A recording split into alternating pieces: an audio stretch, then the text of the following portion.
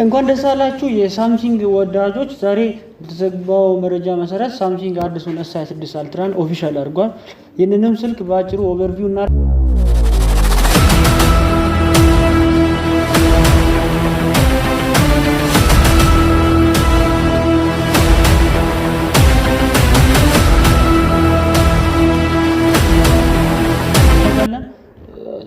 ቪዲዮ እንደምትወዱት ስለማልጠላጠር ቻናሌን ሰብስክራይብ ያደረጋችሁ እንድትጀምሩ ደግሞ ቪዲዮን ላይክ እና ሼር በማድረግ እንድታበረታቱኝ እጠይቃችኋለሁ።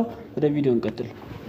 እንግዲህ ሳምሰንግ ባለፈው አመት ከመረተው ከS25 አልትራ እና ከዚህ ፎልድ ስልኮች በተሻለ መልኩ ይሄን ስልክ አፕዴት አድርጎ አምጥቷል። ይሄም ስልክ ለገበያ ከመቅረቡ በፊት ለኦቨርቪው የቀረበው በኦሬንጅ ከለር ነው። ይህም ከአይፎን ጋር እንደሚመሳሰል ብዙዎች እያወሩበት ይገኛሉ። ዋነኛው ደግሞ ሌላኛው ፊቸሩ ደግሞ 6.9 ኢንች ነው ስፋቱ፣ ርዝመቱ ይሄን ያክላል። በቀድሞ ምርቶቹ ያለውን ኤስፔን አላወጣውም፣ ቀጥሎበታል። እንደሚወጣና ኤስፔን እንደማይቀጥል ተወርቶ ነበር። ቢሆንም ሳምሰንግ ግን ያንን ሀሳቡን ቀይሮ ኤስፔን አሁንም አካቷል። ድጋሚ ደግሞ ወደ ካሜራው ስንመጣ ካሜራው በጣም በአስገራሚነቱ ቀጥሏል። ዋናው ካሜራ 200 ሜጋፒክስል አለው። ይህም ጥርት ያለ ፎቶ እንድናነሳ ይረዳናል።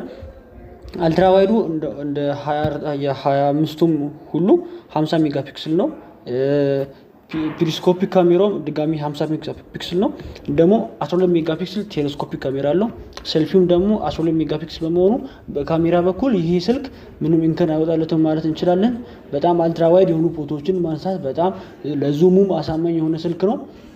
ድጋሚ ደግሞ ወደ ባትሪው ስንመጣ ቀንን ሙሉ ማስጠቀም የሚችል 500 አምፔር ባትሪ ያለው በቻርጂንግም እንዳያሳስበን 60 ዋት ፋስት ቻርጂንግ ሲስተም አለው። እንደምታውቁት የሳምሰንግ ስልኮች በዋይርሌስ እና በዋይርድ ቻርጂንግ ሲስተም ቻርጅ መደረግ ይችላሉ።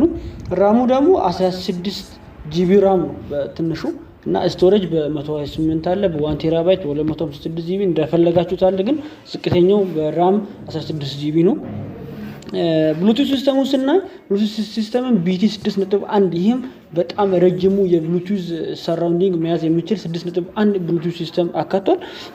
ቲክኔሱ 7.9 ሚሜ ነው። ሶሪ ወደ ክብደቱ ስንመጣ ደግሞ ክብደቱ 214 ግራም ነው። ከS25 አልትራ በጣም የቀጠነ ስልክ ነው። ክብደቱም ቀንሷል ማለት እንችላለን። ሌላኛው ደግሞ አዲሱ ፊቸሩ ፕራይቬሲ ነው። ስክሪኑ ሌላ ፕራይቬሲ ስክሪን ሳናስገጥም ፕራይቬት የሆነ ኢንቢልት ፕራይቬት ስክሪን አለው። ናይት ሞድ ሰፖርት ያደርጋል። ድጋሚ ደግሞ ይሄ ስልክ ሌላ ያለው አስቶ ፎቶግራፊ የሚባል ሲስተም አለው። አስቶ ፎቶግራፊ ማለት በምሽት ጥሩ ፎቶዎችን እንድናነሳ በጣም ጥርት ያለው ካሜራ ሲስተም ተገጥሞለታል። ስለ ሳምሰንግ ብዙ ቪዲዮዎችን እሰራለሁ በተከታታይ። ቀጣይ ቪዲዮ ደግሞ ወደ ከS25 እና ከአይፎን 17 ጋር አወዳድሬ ቪዲዮ መስራት ስለሚችል ፎሎ ሰብስክራይብ ያደረጋችሁ ቤተሰብ ሁኑ እላለሁ። ቪዲዮዎችን በመሃል ላይክ አድርጉልኝ ያልኩ መጠይቃቸው ይሄ ነገር ለኔ በጣም ጠቃሚ ስለሆነ ነው። ለእናንተ ምንም እንትን ላይ ይችላል፣ እኔን ግን ብዙ ሊያበረታተኝ የሚችል ነገር ስለሆነ ፎሎ ያደረጋችሁ ላይክ ያደረጋችሁ ቤተሰብ ሁኑ። በተለያዩ ሶሻል ሚዲያ አማራጮች አለው።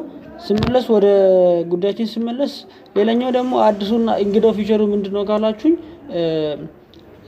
ሪከቨሪ ሲስተም አለው። ይሄ ነገር ስልካችሁ ቢጠፋ እንኳን በሁለት መንገድ ሪከቨር ማድረግ ትችላላችሁ። ሌባ ሰርቀኛል ብላችሁ አሰቡ ማለት ነው። ምንድነው ካላችሁ ይሄ ካርድ ሲስተም አለው። የS26 ካርድ አለው። በዚህ ካርድ እና ሌላ ደግሞ በተን አለው። እነኚህ ሁለት ዲቫይሶችን ይዛችሁ ስልካችሁ ከናንተ እርቆ ቢገኝ እንኳን በዚህ ካርድ ምክንያት ሎኬሽኑን ማግኘት ትችላላችሁ። የቱንም ስቴት ቢደረቅ እንኳን ከስልኩ መለየት ስለማይችል በዚህ በካርድ ሲስተም እና በበተን ሲስተም ስልካችሁን ሪከቨር ማድረግ ትችላላችሁ። በቪዲዮ እንደምታዩት ይሄ ነገር በጣም የስልክ ሪቮሉሽን ከፍ የሚያደርግ ከአይፎን እና ከሌሎች ካምፓኒዎች ጋር ያሉ ንጽጽር ወደ ጋለ ደረጃ የሚያስጠጋ ቴክኖሎጂ ስለሆነ የሳምሰንግ ፋኖች በጣም ደስ የሚያሰኝ ዜና ነው።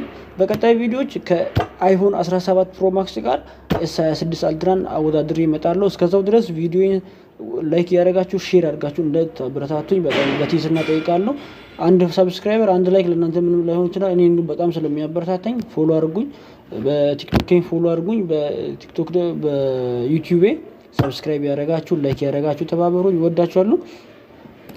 ኦቨር በአጠቃላይ ስናደርግ በስተመጨረሻ ግን ዋጋውን ብላችሁ መጠየቃችሁ ስለማይቀር እስካሁን ድረስ ዋጋውን ሳምሰንግ ግልጽ አላደረገውም፣ ወደ ገበያ ስላላቀረበው ዋጋው ግን የሚገመተው ከአይፎን ፕሮማክስ ዋጋ 17 ፕሮማክስ ዋጋ ትንሽ ከፍ ይላል ብሎ ይገመታል። የዚህ ፎልዱም ዋጋ እንደምታውቁት ነው።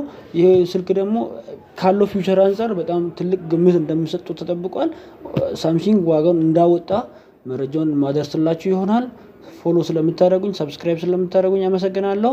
የዛሬ ቪዲዮችን እዚህ ጋር ይበቃል። አመሰግናለሁ።